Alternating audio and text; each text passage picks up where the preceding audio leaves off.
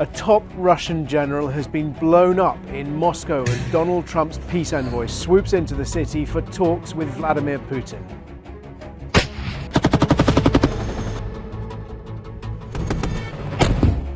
Kharkiv again. My name is Jerome Starkey. I'm the defence editor at The Sun newspaper, and this is Frontline, your weekly roundup of the most important news from the war in Ukraine. We're starting today with an explosion in a suburb town, a satellite town outside Moscow, which appears to have killed Major General Yaroslav Moskalyk, who was the deputy chief of the main operations directorate at the Russian General Staff.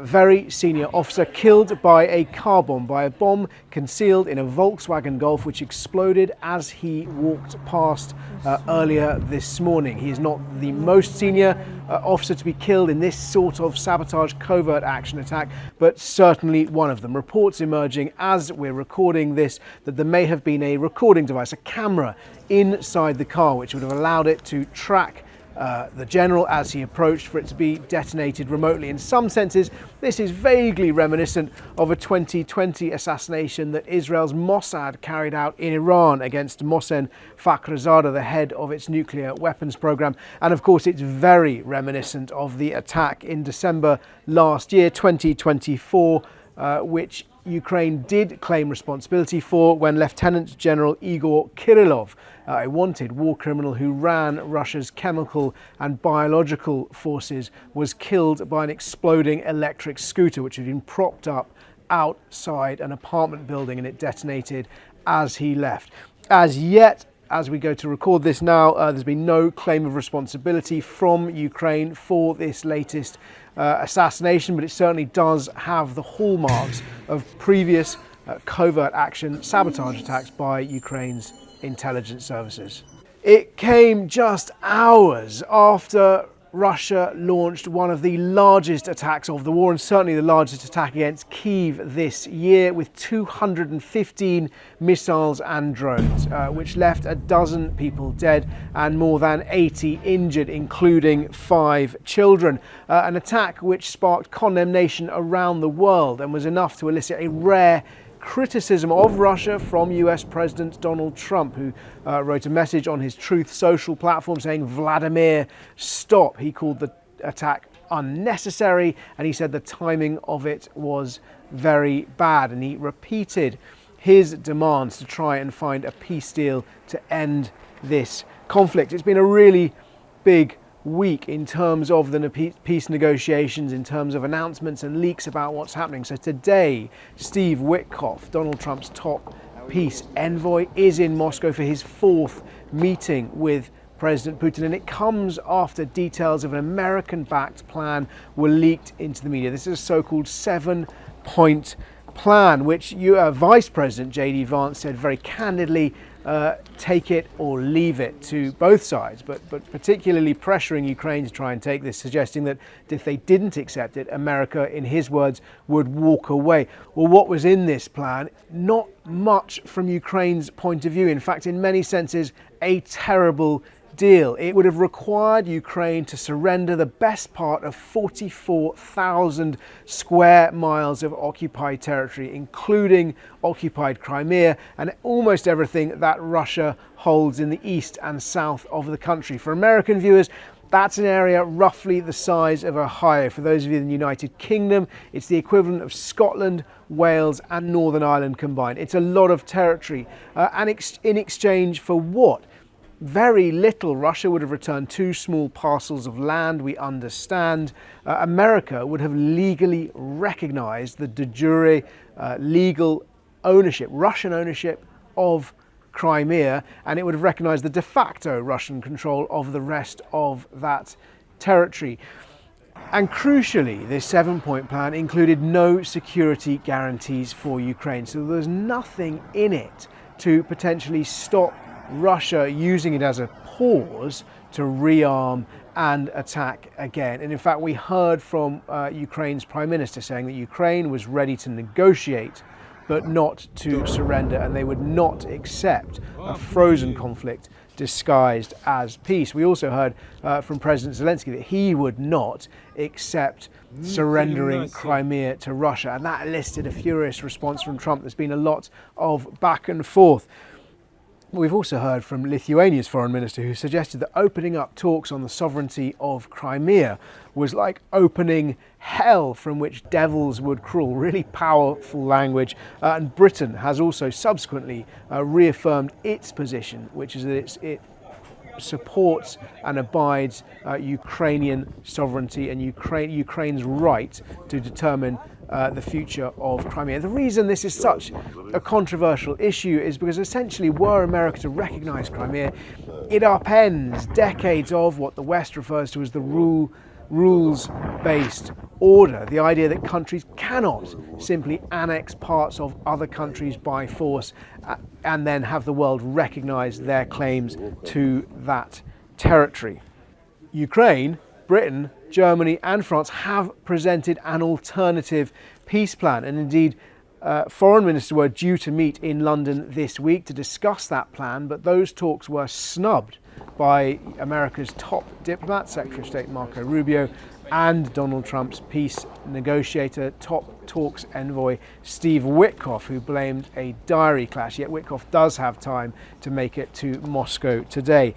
It's worth looking at what was in that alternative plan, details of which have been reported by the Reuters news agency today. It included a full and unconditional ceasefire in the air, on the land and in the sea by both sides as a precursor to substantive talks starting.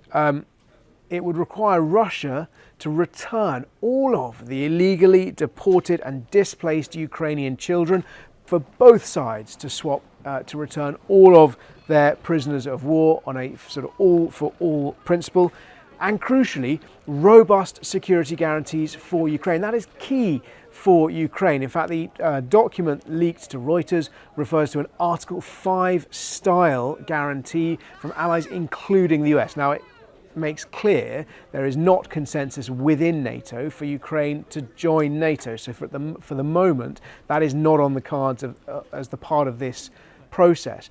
But an Article 5 style guarantee would mean that were Ukraine attacked or invaded again subsequent to this peace agreement, then allies, including the United States, would come to its aid. That is something that America has thus far ruled out. Donald Trump has ruled out.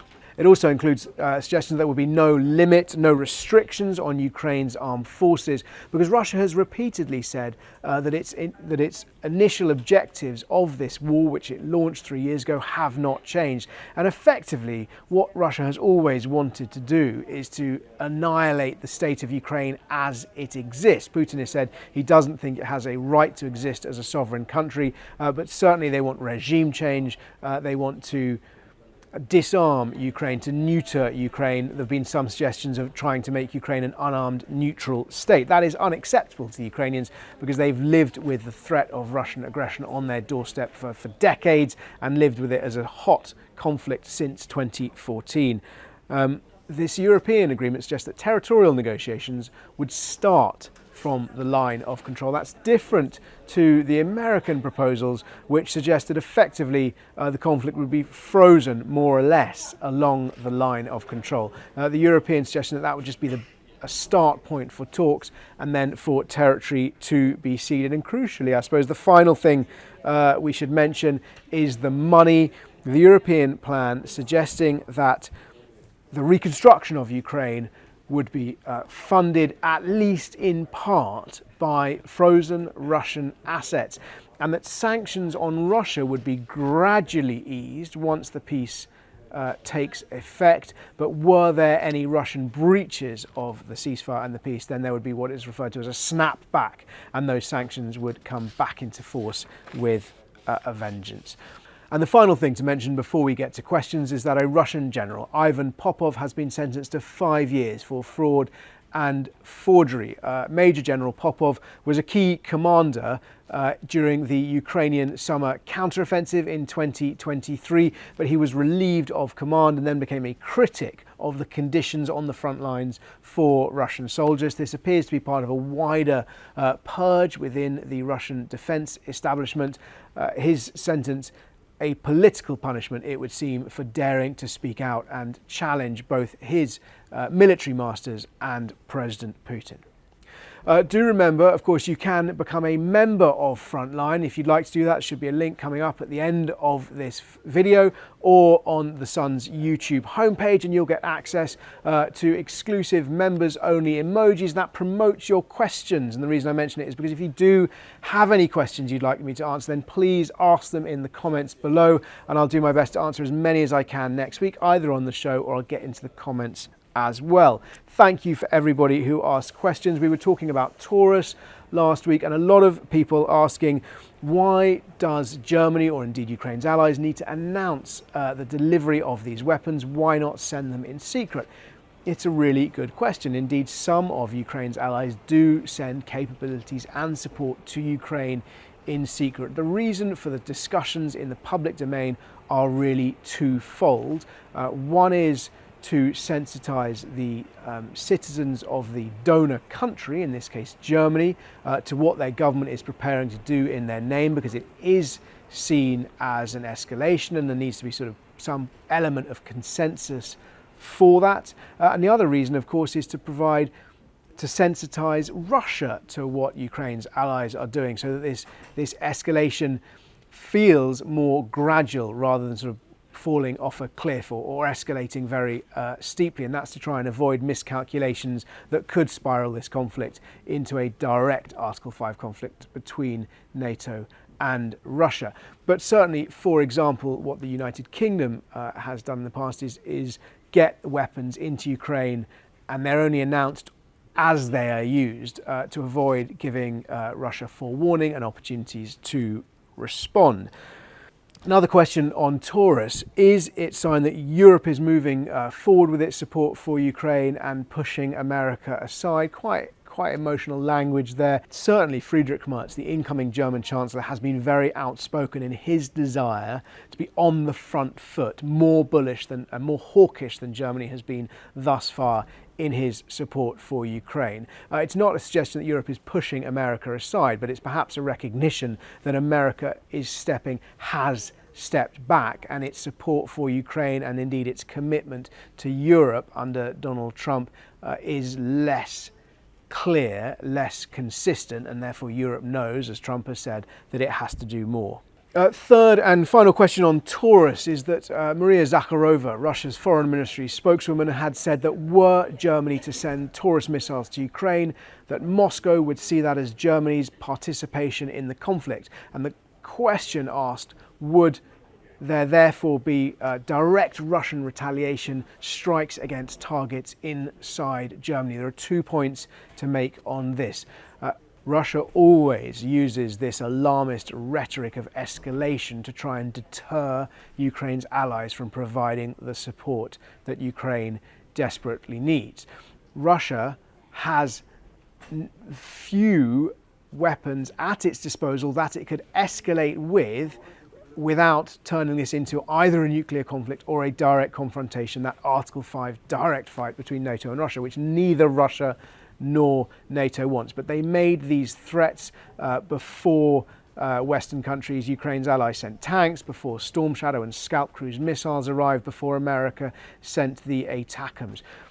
And in terms of Russian escalation, it's worth pointing out that Russia is already launching a series of sabotage and espionage attacks across Europe. We've seen that before this war started with assassinations on European soil. We've seen this subsequent to the war with arson attacks, explosive combustible devices put on cargo planes travelling around Europe, fires at warehouses, fires at factories. That is how Russia is retaliating. And the final question for today is, does Russia have any tanks left? Absolutely, yes, it does. It has lost thousands, but it is drawing old weapons out of storage. It is manufacturing more. Russia has ramped up its military manufacturing, its industrial base very dramatically as a result of this conflict. Some 40% of the Kremlin's annual spending is now going on security and defence. I suppose we can squeeze in one more question slightly linked to that, is have the Bradleys been parked? Have the American Bradleys, infantry fighting vehicles that were given to Ukraine, have they been parked? We haven't seen them recently. It's true we haven't seen so much of them recently. That's largely because Ukraine hasn't been launching offensive operations since it did its big push into Kursk in August. There have been counterattacks. Ukraine has been advancing on some areas of the front line, but we haven't seen the Bradleys.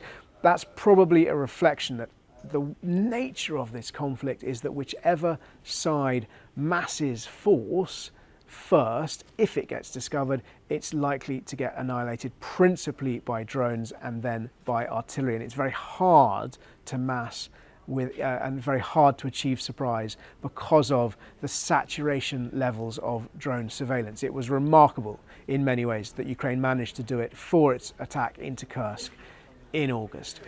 If you've got any questions, please, as I said, do ask them in the comments below. If you'd like to become a member of Frontline, then please do click on the link that will be showing at the end of this video or on the Sun's YouTube homepage, and look forward to seeing you next time.